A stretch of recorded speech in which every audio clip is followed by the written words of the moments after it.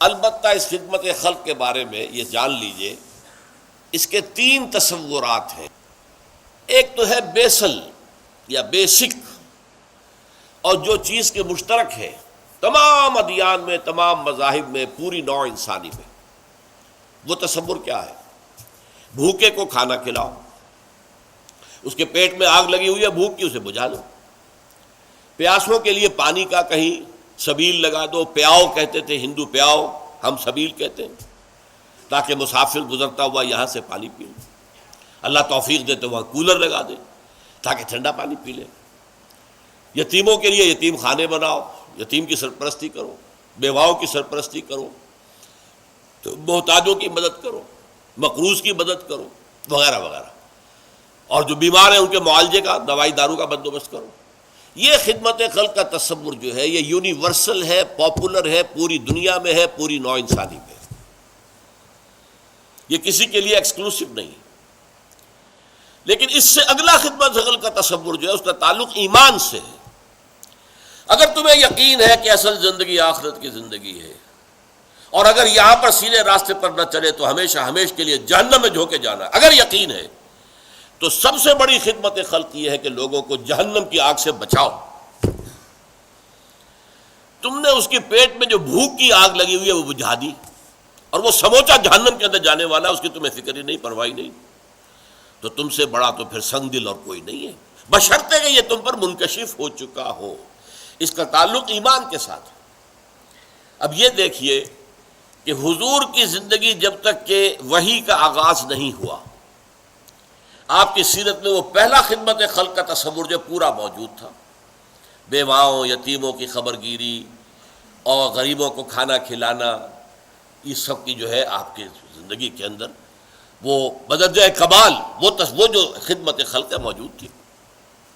لیکن جیسے ہی وحی کا آغاز ہو گیا اور حکم آ گیا، اے نبی کھڑے ہو جاؤ، قم فانذر، خبردار کرو لوگوں کو کہ جہنم کی آگ جو ہے وہ تمہارا انتظار کر رہی ہے۔ اگر سیدھے نہیں ہوگے، اگر توحید کے راستے پر نہیں آؤ گے، اسلام اور ایمان کے راستے پر نہیں آؤ گے تو جہنم میں جاؤ گے۔ اس کے بعد آپ کی پوری زندگی اس خدمت خلق میں بسر ہوئی۔ یہی خدمت خلق ہے جو اس کے بعد اولیاء اللہ صوفیاء نے کی ہے۔ یہ کہاں آ کے بیٹھ گئے تھے؟ معین الدین اجمیری رحمۃ اللہ علیہ اجمیر میں، جو کہ راجپوتوں کی قوت کا گڑھ تھا، رائے پتھورا اس کا صدر مقام، پرتھوی راج کا، وہاں جا کے بیٹھ گیا اللہ کا بندہ۔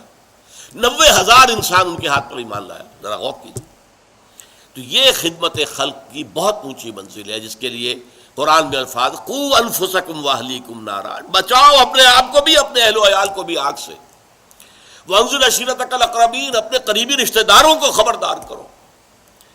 تو یہ جو معاملہ ہے یہ خدمت خلق کی وہ بلند تر منزل ہے جس کا تعلق ایمان کے ساتھ ہے۔ ایک اور تصور جو ہے خدمت خلق کا وہ بہت اہم ہے، اور وہ یہ ہے کہ نظام اگر انسان کا جو ہے نظام زندگی وہ غلط ہے، تقسیم دولت جو ہے وہ غلط بنیاد پر ہو رہی ہے، وہاں عوام کو حق نہیں پہنچ رہا، سارا اوپر کا ایک طبقہ ہے، کیلا یکون دولتم بین الاغنیاء منکم، سرمایہ داروں کا ایک طبقہ ہے، دولت انہی کے درمیان گردش کر رہی ہے۔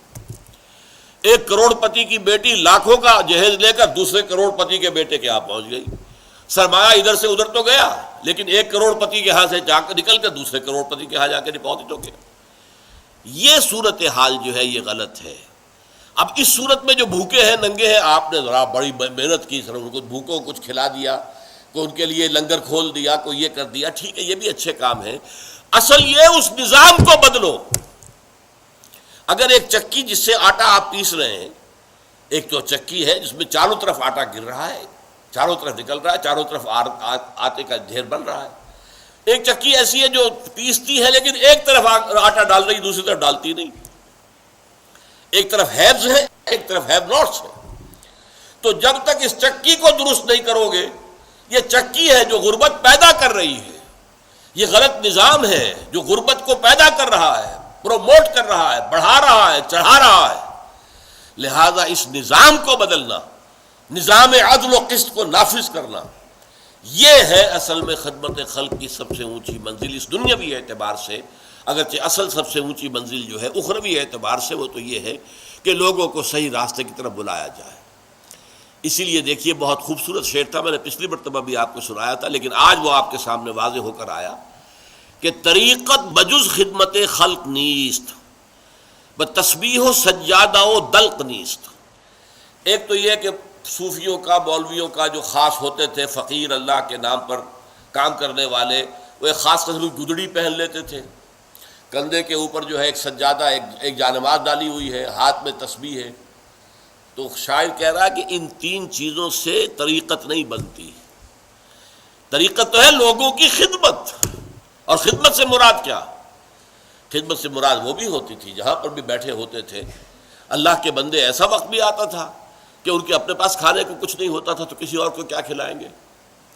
بابا فرید شکر گنج رحمۃ اللہ علیہ، پاک پٹن والے، ان پر وہ وقت بھی تھا ابتدا میں کہ سوائے پانی میں تھوڑا سا نمک ڈال کر اس سے روٹی کھا لینا، اس کے سوا کچھ نہیں تھا۔